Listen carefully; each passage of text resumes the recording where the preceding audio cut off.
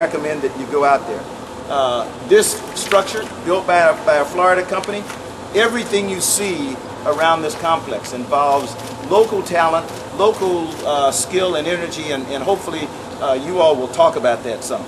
The Space Coast is open for business. If any of you have any doubt about it, while we're working really hard to transition our shuttle team some of them are going to other industries, some of them are moving to other places, the oil and gas industry, for example, because of the technical expertise that they have. So great things are happening. Bob and I are committed to keeping KSC and the entire Space Coast the leader in the world in terms of exploration, particularly human spaceflight, and that's what we're going to do. As I said, all the journeys start right here. I think I cannot say enough about the KSC workforce. They know their job, they do it well, they're sort of like the Marines that we used to serve with. They ask no quarter, they just take on the task that the American people ask them to do, and they do it incredibly well. This is a historical place, and it's going to stay that way. So with your help telling our story, asking us hard questions, as I hope you'll do when I shut up, so that you can tell the story that we don't tell too well.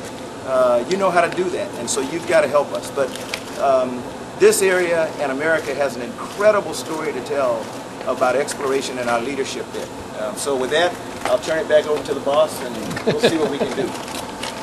Do we have to take any questions? Yeah, Bob, listen, the first question I think comes underneath this. Will this handle like Liberty and SLS? Okay. I mean, we know. Can you lay out everybody like SpaceX, Atlas V, the way you're planning right now to get them all off the path? Sure. This mobile launcher will be for NASA's heavy lift rocket only. Okay. And we have mobile launch platforms that were used during the shuttle program that we would be willing to make available to somebody else to modify for the Liberty rocket, for example. And we're looking at what would be required for a SpaceX Falcon 9 or an Atlas to be able to utilize the pad. We've got a team that has been looking at all these different architectures, how we modify the pad and make it so that we could do horizontal rollout to a vertical launch, as well as these large rockets rolling out from the VAB. So we're working on both. Mr. Bolden, how will SLS, as it comes to fruition as it does, help all the thousands of space workers here who aren't working right now? They're looking for jobs. Let me correct you on when it does, not if it does, when it does. The President, the Congress, I think, are dedicated to it. We fought long and hard to get to announce SLS, and we spent a lot of time in determining what the configuration could be, because we wanted it to be the right thing, because it's a generational investment. We're not talking about a 1 or a 2 year program. We're talking about a generation, as you remember. The shuttle era was 30 years. It's our hope that as you see the Space Launch System, Heavy Lift Launch Vehicle evolve, for the next few years we're going to be talking, as Bob says, in the neighborhood of 70 to 90 metric tons. That's enough to get science payloads to orbit if we need to. That's enough to get humans to the moon or wherever you want to do. But we're going to eventually need a 130 metric ton vehicle, and that's where we're hoping to get by the mid-20s, early 30s when we're talking about going to Mars. So it's going to be critical for people here. We're going to bring a number of the people back to work who were shuttle workers before, but who had to transition out. I will tell you the same thing that Bob will. We are not going to see a workforce of 18,000 the way that you did in the heyday of shuttle. And it's very simple. We don't do business that way anymore. We don't build vehicles that way anymore. A lot of the things that we do are automated, and they don't require the numbers of people. But Bob likes to describe it as we're going into the bucket. We're almost at the bottom of the bucket right now. And then we think by 2013 you should see things start to ramp back up, and you'll see employment get back here. And then I'll let him give you the figures on numbers here.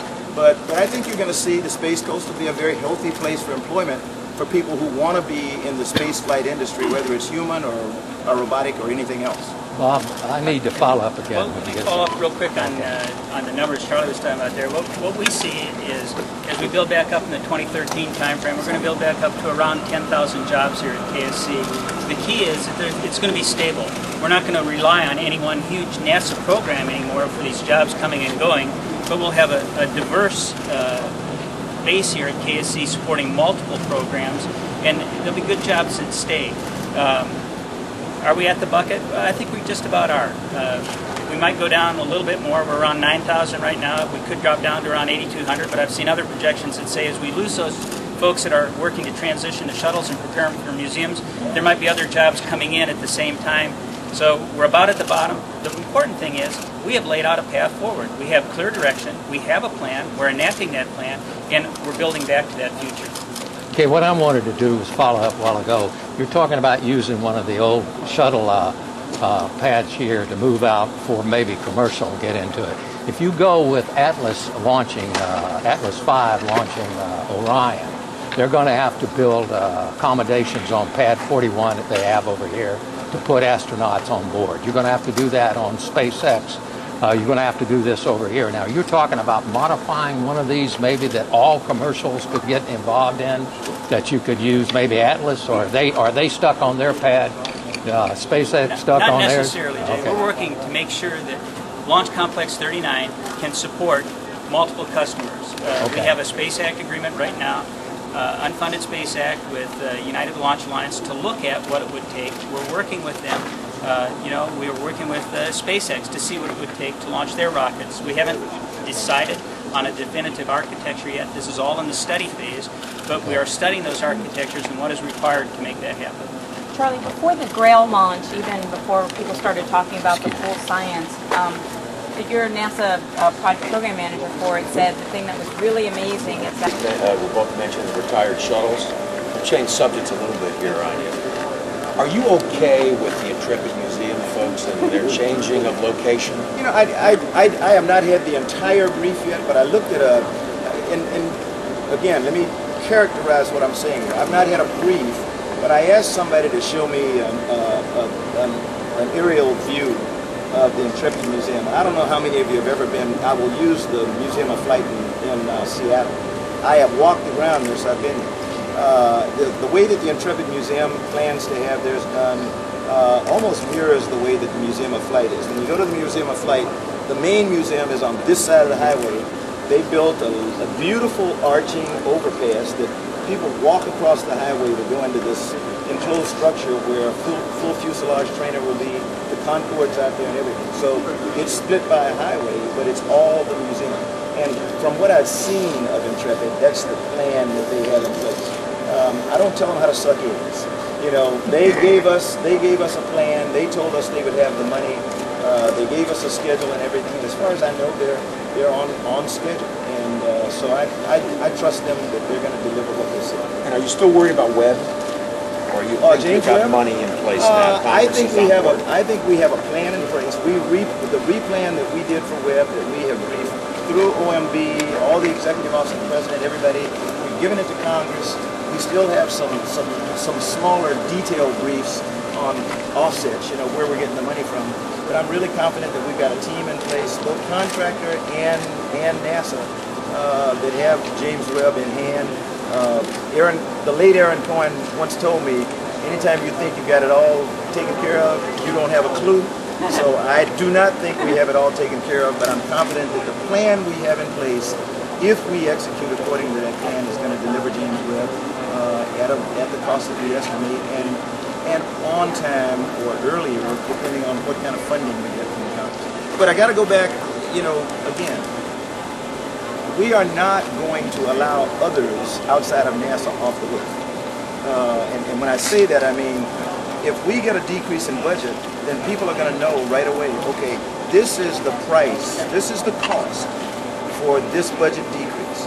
You have now increased the length of time it's going to take us to do this program, or you have now caused me to have to make the decision that I've got to terminate that program because it has gone from being a 5-year program to, you know, it'll take the rest of our lives, and we're not going to do that. So that's I use the term rigidity and discipline, and I have friends down here who just jumped all over me because somebody asked me what was the difference between Constellation and where we are today, and I said discipline, and no, seriously, Jay, and a friend of ours, and they misunderstood what I said, so let me characterize that.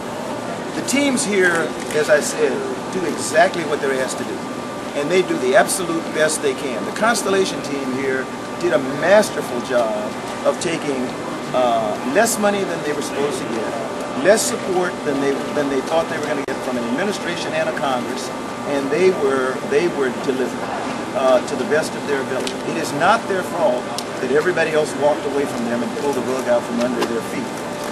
So, you know, all of us are in this thing. So if people start taking funds away or start taking support away, then we're going to have to say, okay, evidently you don't want that program because you're not giving us the support. And that's the only thing I meant by discipline. It's discipline on my part to stand up and tell people in power that I can't do that. And that's your concern for heavy lift, isn't it? That's my concern for heavy lift. I have that concern for every NASA program because most of our programs, many of our programs are generational. They're not, you know, we have some small programs that are years at a time. Bob won't, I mean, we'll see heavy lift, but he won't be the center director, you know, when we go to Mars. No, I promise his wife he won't. And I won't be the NASA administrator when my granddaughter goes to Mars. But it's important that we hold everybody's feet to the fire. Well, let's get one more and then we'll take it. Charlie, what's the impact of SLS and James Webb, the big budget items? What